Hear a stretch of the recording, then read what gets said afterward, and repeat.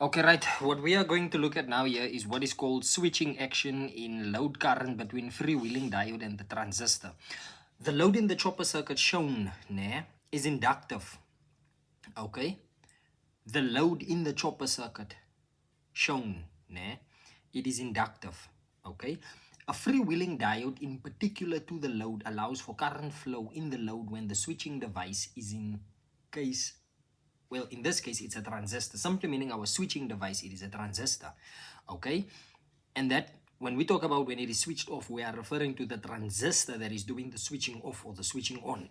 Okay, so I repeat, a freewheeling diode in parallel to the load, okay, allows for current flow in the load when the switching device, in this case a transistor, is switched off.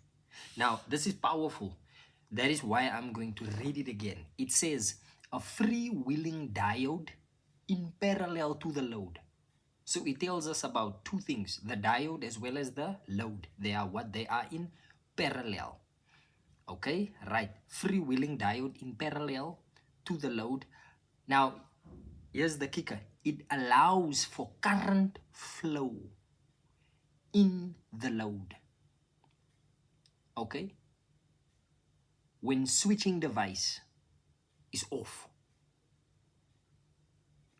So simply meaning when your switching device goes into the switch off position, then your freewheeling diode allows for current flow. That is essentially what we see over there. Okay, this means that the load current can be seen as being constant. This means that the load current, okay, can be seen as being constant over a switching cycle, flowing either through the transistor or through the diode. Simply meaning, let's say for instance, the device is switched on. If the device is switched on, current will flow through the load. Okay, if the device is switched off, because of the freewheeling diode, current will still flow. It will still allow for current to flow, simply meaning you don't notice the switching on, switching off dynamic. Why? Because of your inductive load that is in parallel with or to your freewheeling diode. That is essentially what it means over there. This means that the load current can be seen as being constant over a switching cycle, flowing either through the transistor or through the diode. Okay. So now, as we can see over here, since both the diode and the transistor are not ideal devices, they do not switch on and off in an instant. Switching on and switching off takes time. Okay. Thus, the switching on time of the transistor will overlap with the switching off time of the diode and vice versa. Inspecting the graphs, okay, that are associated with turn on and turn off, it can be seen that both are labeled with T1 and T2. There's T1, okay, and then there's T2, okay, right.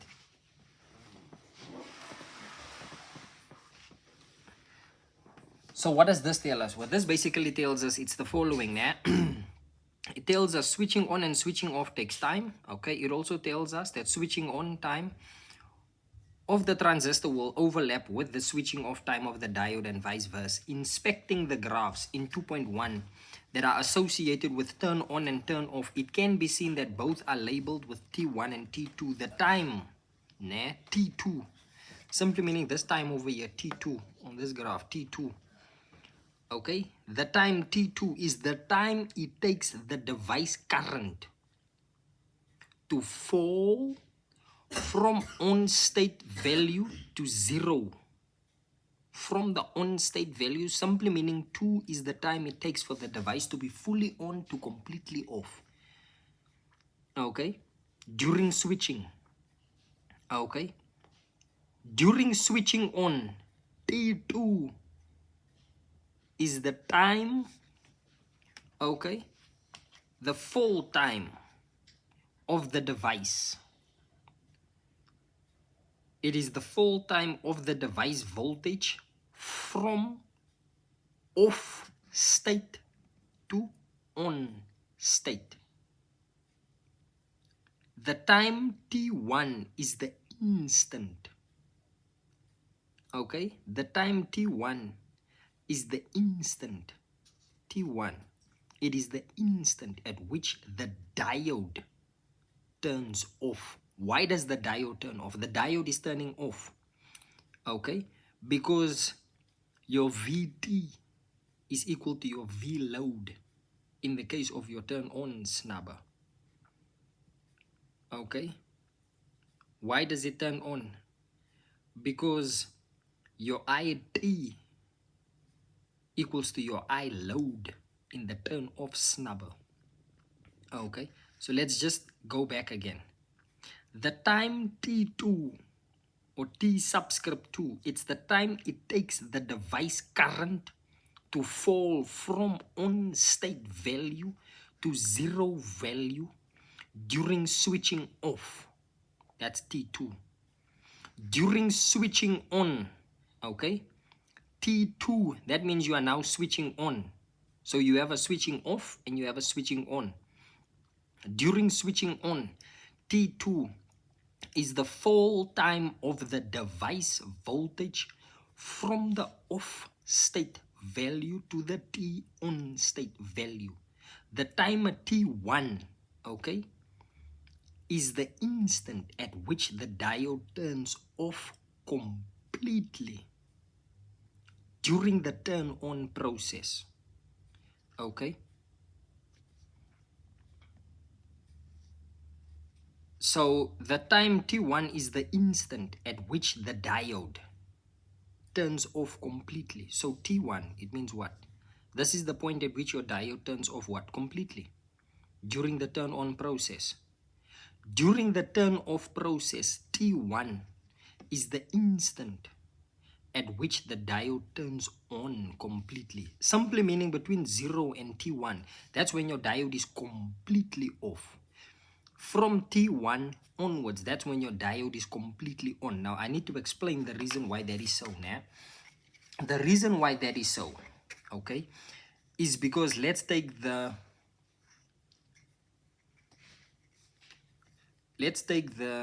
turn off snubber as an example. Nah?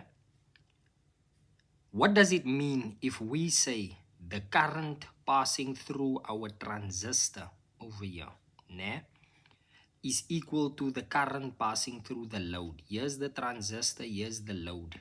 If this is the same current, meaning at T1 and onwards, or at T1 specifically, nah, if IT and your IL, in this case your I load, if it's the same, it means zero current is passing through your diode. So if zero current is passing through your diode, what does that tell you about the diode? It tells you that the diode is in its completely off state. Okay. However, from T1 onwards, that is when current starts switching or flowing via your diode. Simply meaning your diode is in what form? In its completely on form. Okay. The two derivations, nah, which we will describe or discuss in different videos, nah, basically gives a step-by-step, okay, a step-by-step direction as to say how we should go about in doing the derivation. Now, this is what's key. The key is the duality between the two equations derived can be used to simplify the process if one equation is known and the other is to be determined. Then let's go deeper. Okay. Here we are going to discuss what is called the principle of duality. The principle of duality applied in electrical engineering means that if a situation viewed on a voltage basis is analogous to another situation viewed on a current basis or vice versa, then the equations relating to one situation can be derived from those of the other merely by a routine interchange of the quantities of concepts. The formula derived in the case of the turn on, okay?